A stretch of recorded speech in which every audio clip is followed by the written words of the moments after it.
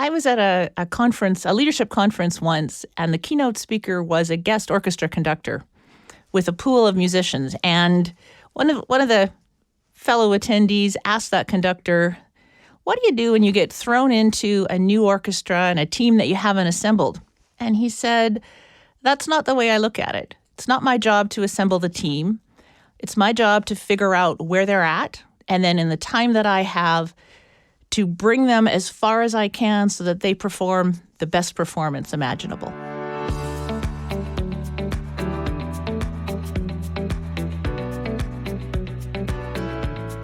Welcome. This is Uncommon Sense, a CPA podcast presented by the Heshe CPA Knowledge Centre. The Centre is an initiative of the CPA Education Foundation, the charitable arm of the Chartered Professional Accountant profession in Alberta. For the record, this CPA podcast isn't about bean counting. Our episodes feature conversations with Alberta CPAs sharing their insights on a wide range of timely topics. Hello, I'm Chris Pilger, Communications Director with CPA Alberta. On this episode of Uncommon Sense, I have the pleasure of speaking with a distinguished Alberta CPA who was recently awarded the profession's highest honor here in Alberta, the CPA Alberta Lifetime Achievement Award. She is Carolyn Graham FCPA FCA, and she has joined me to chat about her career, her lifetime of community involvement, and what the CPA designation has meant to her. Carolyn is a director, executive, and community leader. She has extensive governance experience serving on corporate boards including Capital Power, Doane Grant Thornton, and Melcor REIT. Carolyn spent her entire executive career with CWB Financial Group, including serving as Senior Executive Vice President, Chief Financial Officer, and Chief Risk Officer. She has served as the board chair of MacEwan University at Edmonton for the past 6 years and will conclude a cumulative 12 years of board service later this year. Carolyn has given her time and expertise to numerous community organizations, including the Edmonton Symphony and Concert Hall Foundation, the Institute of Corporate Directors, Edmonton Chapter Executive, Habitat for Humanity Edmonton, and the Canada West Foundation. She's also co-founder of Edmonton Women in Finance, an organization committed to build community, promote women in finance, and inspire future female leaders. I'm exhausted just reading that, but trust me, that's the short version of Carolyn's professional bio. I could probably spend the entire episode running through her contributions and achievements, but I think it will be better to hear from Carolyn herself. Welcome, Carolyn. Thanks, Chris. I'm happy to be here. First off, I want to congratulate you on being named a recipient of CPA Alberta's Lifetime Achievement Award for 2025. I've been around the profession for almost 25 years, and I can't think of many people who are more deserving of this recognition than you. How does it feel to receive the award? I think at my heart, I'm incredibly honored to be recognized by my profession that has set the foundation for my career. On the other hand, it's really unexpected. I kind of feel like I'm not finished yet. And there are so many Alberta CPAs who are doing amazing things in our businesses and our organizations across the province. For sure. The Lifetime Achievement Award recognizes an individual's accomplishments over the course of their career. But I want to go back for a moment to the very beginning of your journey as a CPA. When you first earned your designation, did you have a career path mapped out in your head, or were there lots of unanticipated twists and turns that led to where you are today? I absolutely did not have my career path mapped out when I started on this journey. I grew up in small town, northwestern Alberta. My dad was the high school principal. And so for a long time, I thought I was going to be a teacher because that was what I knew. I didn't know any CPAs, I had no idea what a chief financial officer did, no idea what a corporate director did. And when I started my career, I don't think a chief risk officer role even existed. I think it's really important that we stay flexible as we progress through our careers because we never know what opportunities will present themselves. When I applied to one of the big accounting firms after my third year of university for what I thought was a summer job, it ended up being a permanent co-op type position. And so rather than a summer job, I ended up starting my career at that point and continued on with the journey. I think a common thread for me as my career has progressed has been finding organizations that are growth stories, that are looking for things that are new and different. And that just gave me an incredible opportunity to seek out new challenges and to try new things. And I learned the most from projects that I worked on that included folks from across the organization where there were several different paths that could get us to the outcome that we wanted, but where failure was a plausible option. And I think seeking out those opportunities really helped me excel and move forward. Yeah, I think that's a really good way to approach a career for sure. Along that journey, did you have any mentors or inspirational figures early in your career who provided valuable guidance to you? And if so, can you tell us a little bit about that?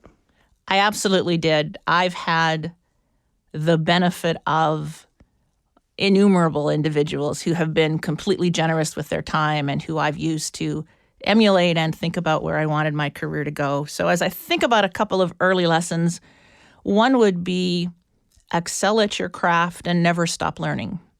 So I really believe that the first half of my career, many of the opportunities came because I was a great accountant. And in the second half of my career, I think they came because I was a good leader. I think it's important that we value the differences that each of us bring and recognize that success takes all of us and that we're better and stronger because of our differences. And I think the last lesson would be to continually keep an eye on what's going on around you and then focus your energy on things that you can control. Absolutely. That's lessons I try to impart to people I work with and the people around me all the time, including my children. More recently, you've moved from a corporate leadership position at a bank to a stronger focus on corporate directorship. What are the differences between those two streams, and what has that transition been like for you? I think both roles are similar, that you're working to maximize the value to stakeholders over the long term and be part of a team that's committed to success. So they're similar in that way. You know, the differences are, as an executive, you work in the business every day. And as a director, you exercise oversight. You see the big picture, you think a lot about strategy, you provide effective challenge to management, and you support management in attaining the goals of the organization. For me, the transition was relatively seamless. I started serving on my first public company board while I was an executive, so that helped me transition from one career to the next. I interacted with Canadian Western Bank's external board through my entire career, so I had exposure being on the management side of the boardroom table. Right. And I have experience serving on the boards of large and complex not-for-profit organizations. I think for me, the challenges as I think about the first year of service, either on a board or an employee role, is to really focus my energy to learn everything I can about the organization, figure out what makes it tick, what are the key metrics, what are the opportunities and the risks that we're facing and looking ahead. Then to develop my relationships with the other directors around the table, with the key members of management, so that I can really understand them as humans and help to know what makes them tick as well. And then figure out where I can add value, how to help my voice be heard, and to think about how I can begin to make a difference. Because in every organization you serve, no one wants you to take a year and just listen, right? They want you to get up to speed and start contributing as quickly as you can. So I make that my mission in the first year. You mentioned earlier, that difference between governance and being an executive. You're more in the weeds. How did you almost train yourself to not get in too deep when you first started some of those director roles? Yeah, and that's one I have to consciously remind myself, and I have to think about what role do I want to play. When I was chief financial officer and overseeing our investor relations team, one of my jobs was to make sure that our public disclosures were top-notch and the best that we could make them. So I was in there on the grammar and the wording and the word choice and all of those things. And I have had to consciously say to myself when I sit on the director chair that that's not my job. So I am going to look for big things around our messaging, but it's not my job to get at the small things. So I might note them in my notes as I review material, but I don't bring them up because that's not the role I play and the hat that I'm wearing at that time. Great. Your lengthy record of service on boards is certainly impressive. What is it about being a director or board member that appeals to you? I think I am at my heart endlessly curious and easily bored. So I like to continue to look for new challenges and seek out new opportunities to use my skills and talents in a different way. I think it gives me an opportunity to learn from really interesting people and get to know folks with different experiences and perspectives. And I think that our economy and our society moves because individuals make individual decisions. So we need to think about, how do clients choose to buy or use our product? Our team members choose to join the organization and stay with the organization, and then our stakeholders choose to invest. And so how do we tell our story and support those decisions every day? How does one get started in the world of corporate directorship? Do you have any tips for young CPAs and others who are just beginning their careers and kind of see that as something they'd like to jump into down the road? Yeah, I started my board journey as a volunteer with not-for-profit organizations, and I think that's a great way to start for a number of reasons. I think you find your passion, an organization that you're committed to and you think you could get behind and lean into, and then you just reach out and ask if they have any openings. I began as soon as I had my designation. That was the example that my parents set in small town Alberta, was that you used the gifts you'd been given and contributed to your organization. So I looked to find opportunities to do that. I worked at CPA Alberta tax clinics. I was the treasurer for my local community league, for my kids' play school and soccer teams.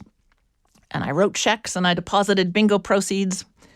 And eventually I transitioned from those operational and transactional boards to more governance and strategic focused ones, larger and more complex organizations. And the journey gave me the opportunity to work with and get to know great business and community leaders who became my mentors and role models and helped guide my career as I continued. It allowed me to work and oversee the development of strategic plans a decade before I had that responsibility at the bank. Wow. But certainly it set a strong foundation. And I learned how to effectively contribute in the boardroom from some masters at that art. I learned how to use my influence to remember the difference between management's roles and the board's roles. And then eventually, those folks that I had interacted with around various boardroom tables over the years put my name forward and reached out when there were opportunities on for-profit boards. So really, the volunteer work set the foundation for me and gave me the experience to come with credibility to a corporate board. And board service is just one way for professionals to contribute to their communities. You mentioned that was a real core value for you and your family. CPAs of all ages are known for their commitment to community involvement in many different areas. In your view, why is it important for CPAs to spend time and energy in volunteer roles writ large? I think we each have gifts, and as I mentioned, I think it's important that we share those gifts with our communities. We receive contributions from them as individuals, and I think it's important that we give back. As CPAs, we have skills and understandings of financial health and resilience that make many people nervous and uncomfortable. And that's absolutely something that we can do to help, in particular, non-profit organizations find the path to long-term financial resilience. And that is often one of those organizations' most significant risks. As individuals, I think contributing to our community gives us the opportunity to join organizations we're passionate about and to provide real value to them. Our financial knowledge gets us in the door and gets us a seat at the table. And in my case, on every organization, whether for-profit or not-for-profit, with only one exception, I joined the board to serve on and eventually chair the audit or the finance committee. And once I was at the table, I added value, and I was given the opportunity to step up into other roles. You mentioned yourself that a common thread throughout your career has been, leadership, and you've obviously had a lot of success in those leadership roles. How did you learn to be a good leader? Was it something that came naturally to you, or did you have to work hard at it? I absolutely had to learn to be a leader. And I had to put some work and some self-reflection in to be an effective leader. I'm an avid people watcher, and I learned a lot from observation and just seeing what worked and what didn't work and reflecting on my own personal style. When I interact with great leaders, I think about how they bring value through their actions. What are the traits that I want to eliminate? And then I try to consciously put those into my own leadership toolkit. And when I interact with not so great leaders, because we know they're out there and we've all experienced them, I remind myself that I will never respond like that in this situation if I'm presented with it. And to give you an example, the first time I had a 360-degree review completed where, your boss, your peers, and your direct reports are asked to give you feedback, the individual who was debriefing it with me led with the comment, "Carolyn, there must be days when it's awful to work for you." So that's a hard message to hear when absolutely. you think you're a pretty good leader. And I reflect back and I think about, with gratitude, the gift that those direct reports of mine gave me in being courageous and honest enough to give me that feedback. Because I was micromanaging in a way that wasn't helpful to them, it wasn't helpful to me, and it wasn't helpful to the organization. So some of the things, that I've taken away from that is to really recognize that every team member is different, and the things that motivate one team member won't motivate the next, even if they're working in the same or a very similar role. And I've learned to ask first, what do you need from your leader? And then I think about, what do I need to be the leader? And I try to come to a combination that will work for both of us, but recognizing first, what do they need and how can I support them? And then I really focus on, how do I support my team members? How do I get clear roadblocks out of their way, and then stay out of their way and let them excel and watch them excel? One of the things that I often say when people ask, you go through an interview process and people will say, what are you like as a leader? And I liken it sometimes to a referee in a sport, that sometimes the leaders are best if they're not very visible, but they're there when you need them. And that's when you notice them, when they have something to bring and something of value. So it really resonates with me, some of those things. But what are some other qualities that make a good or even a great leader, whether in business or in the community? A couple of things that I try to remember. One is that I always ask, what can we learn, and not who do we blame? As an important way to launch a conversation about what can we learn. I've learned to assume good intent. And if I'm dealing with an individual that I have trouble figuring out what makes them tick, that means I just don't understand their perspective yet. And I need to get to know them, and I need to do that work so I can figure out how to work most effectively with them. I think a leader has to have the ability to bring calmness and confidence, that in times of crisis, your team needs to know, we're going to get there, we're going to do it together, we can do this, and here's what I need you to focus on first. I think a leader needs to be prepared to drive to courageous decisions that keep the organization moving forward, whether they're popular decisions or not. I think a leader needs to be vulnerable at the right time and in the right place. I know with my teams, I shared an example of when I felt like I was suffering from imposter syndrome, and that was helpful to some of my team members to see that it's not maybe just what they're feeling, but that leaders at all levels can have moments of self-doubt when they wonder if they're making the right decision. And then I think as a leader, you need to find your own safe space and those folks that you have to talk about when things get really hard, because leadership can be really lonely. Yeah, absolutely. I'd like to spend a bit of time talking about one especially notable board role you currently hold, and that's as chair of MacEwan University. That's obviously a position of notable significance and responsibility. Can you tell us how you came to be in that role and describe what your responsibilities are as MacEwan's board chair? I would love to. Absolutely. MacEwan is an organization that I have enormous passion for and have done my best to add value over a long time. In 2011, MacEwan was looking for a chair of the Audit and Finance Committee. They had some issues with their internal controls over financial reporting that they needed to improve. And if that person was a woman, that would be great, as they were looking at board diversity. My boss at the time told me that they could use me. And I really thought about the fact that I believe that if we want to have a strong and vibrant Alberta economy, that we need to have a strong and innovative and vibrant post-secondary sector. And so I thought I could make a difference and contribute to my community in that way. I served 6 years then as a board member. I served on all of our committees. I chaired audit and finance and a couple of other committees.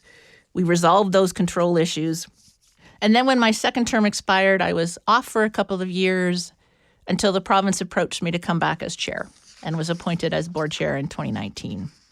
The board at MacEwan is large. There's 20 members. We have 11 public members. We have our president, we have our chancellor, and then 7 others nominated by their constituents, so faculty, staff, students, and alumni. The board as a whole oversees operations in accordance with our mandate provided by the province. We set the long-term vision and strategy, and we are stewards of the funds provided to us by the province, by our students and their families, by our donors. And as chair, I'm the primary liaison between the Minister of Advanced Education and the university. I connect between the board, the president, the governance office. I'm the board's official spokesperson. And I create the dynamic so the board can be both effective and efficient. And the MacEwan board is without doubt the most challenging board that I've been on, just from the scope and scale and diversity of it. But it's also the most rewarding. You've been part of that board in one capacity or another during a period of remarkable growth for the university, growth that has included moving from being a college to a full university. From your perspective, what factors have driven MacEwan's growth and success? You know, at its heart, we provide a quality undergraduate education and experience with faculty and staff members who care deeply about student success. We're a great choice. We offer a great learning experience for our students with smaller class sizes and great faculty. We're centrally located downtown on one campus, and we're part of downtown and in the mix of our community, which I think all contributes to our success. It must be a real source of pride for you to see all of that success over the last decade and more. But during that time, what are you most proud of personally with respect to your time on the MacEwan board? I've had the enormous honor of being involved with the organization while we grew up from a college with a handful of degrees to an outstanding undergraduate university that's a great choice for Albertans. So it has been an amazing experience. When I first started thinking about milestones, I thought of celebrating our 50th anniversary, planning for and opening new academic buildings, creating our new strategic vision of teaching greatness. But then when I reflected, those milestones all feel a little bit static. And for me, the magic of a university is the people and the individuals who are in it. So when I think about 3 people milestones that I'm really proud of, the first would be that as we grew up from a college to a university, we moved our varsity athletic programs from the college competitions to the university competitions. And we started that process in 2014. And 7 years later, our Griffins women's soccer team won nationals at the university level in an amazing, nail-biting penalty shootout. So I'm incredibly proud of that and those teams. I have had the opportunity over my 12 years to interact with amazing student leaders who've sat around the boardroom table and contributed to our conversations. And I knew at the time and could see that they had enormous potentials. And I've now had the opportunity to watch them launch their careers and fulfill their potentials as those amazing community leaders. So I'm really, really proud of that. But without a doubt, as board chair, I am most proud when I get to sit on the stage at convocation and watch our graduates cross the stage, formally receive the credentials that they've earned, and celebrate with their family and friends. That's great. It's a real meaningful moment in anyone's life, for sure. I understand that you're also co-founder of an organization called Edmonton Women in Finance. Can you tell us the story of that group and what your motivation was for creating it? Absolutely. As you mentioned at the beginning, Edmonton Women in Finance is committed to build community, to promote women in finance, and to inspire future leaders. In 2017, I was recognized as one of Canada's top 100 most powerful women.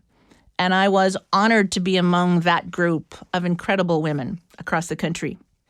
And until it happened, I didn't realize how meaningful my recognition would be for the women at Canadian Western Bank. And I sort of thought about the value of that phrase, if you can see her, you can be her. And so I decided then that I was going to use my influence to try to help support women to step up into leadership and to step up into the roles that they've totally got the skills and attributes to be fabulously successful at. So a friend and I gathered a group of committed volunteers and thought about what kind of programming we wished we had when we were early in our careers, and that's where it came from. So I love that Edmonton Women in Finance brings together women in public accounting, industry, banking, legal, asset management, leasing, fintech, and so much more. And I am incredibly proud of the work that organization continues to do and the leaders who've taken over the steering committee. We help post-secondary students understand what career paths are available to them, and those already in the field to put up their hand for additional leadership roles and to ask themselves, why not me? Great. You've certainly accomplished a lot in numerous ways and numerous streams throughout your career.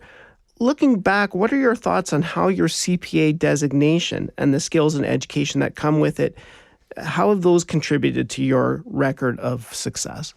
As I think about it, my CPA designation is the foundation for my career and all that it's built on. The designation is well recognized and I think provides immediate credibility. My early experience through coursework, articling, balancing career and family life taught me to be resilient, to be flexible, and how to prioritize all the things that are important to me and how to make that work. Every individual role I've had and every board role, with only one exception, was supported by my designation. My CPA didn't open the door for me, but it certainly helped me get a seat at the table that then allowed me to show what else I could bring. I have one final question for you before we wrap up. I'm guessing there are many occasions where you are asked by students whether you would recommend the CPA designation as a career path for them. How do you answer that question? I answer that with a resounding yes, right? It's something I'm really passionate about.